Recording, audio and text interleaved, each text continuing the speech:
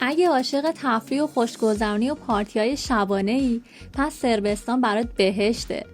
صربستان یک کشور اروپایی سرسبز و تاریخیه که مقصد تفریح خیلی از توریستاست.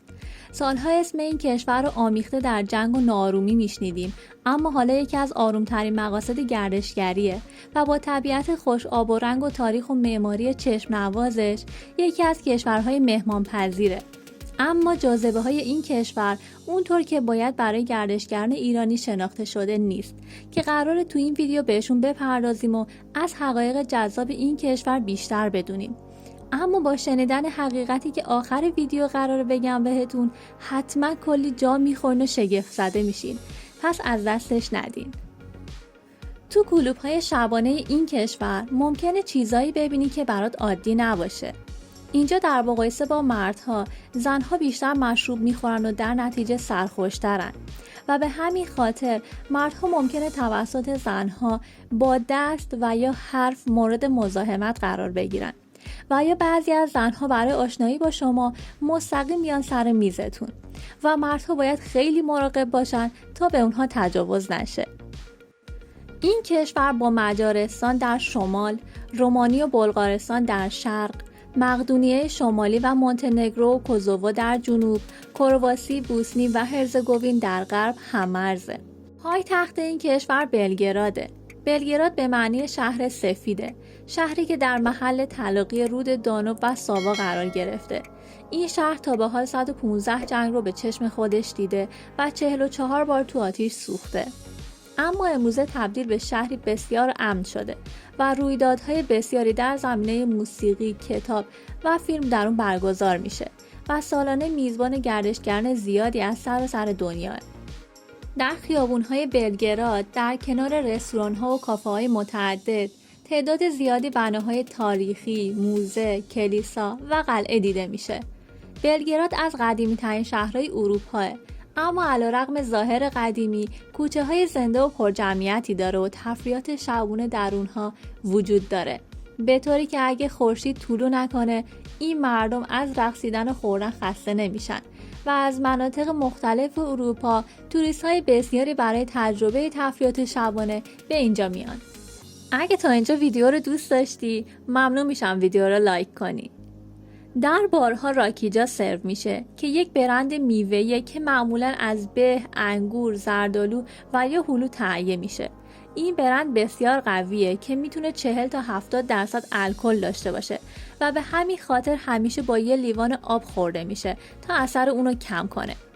این کشور بزرگترین صادرکننده تمشک در جهانه و تقریباً 1/4 کل صادرات تمشک جهان رو این کشور تامین میکنه.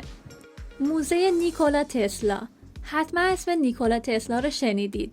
دانشمندی مشهور که اختراعات زیاد و بزرگی انجام داده که یکیش جریان الکتریکی متناوبه. نیکولا تسلا یه نخبه سربی بوده که حالا اختراعات و یادگاریاش در یک موزه در صربستان به نمایش گذاشته شده. قلعه کال مگدان. این قلعه در پارکی سرسبز و زیبا در کنار رود دانوب قرار گرفته. این قلعه شاهد خوبی برای تاریخ پرفراز و نشیب بلگراده. تو این منطقه موزه و گالری‌های دیدنی بسیاری وجود داره که جذابیتش رو چند برابر میکنه. برج جمجمه. حتی اسم این بنا یکم ترس‌آوره.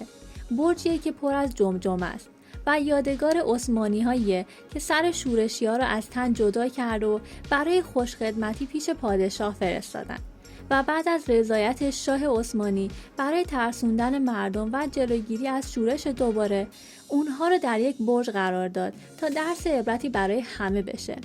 اما حالا تبدیل به نماد فداکاری در شهر شده. کلبه رود درینا.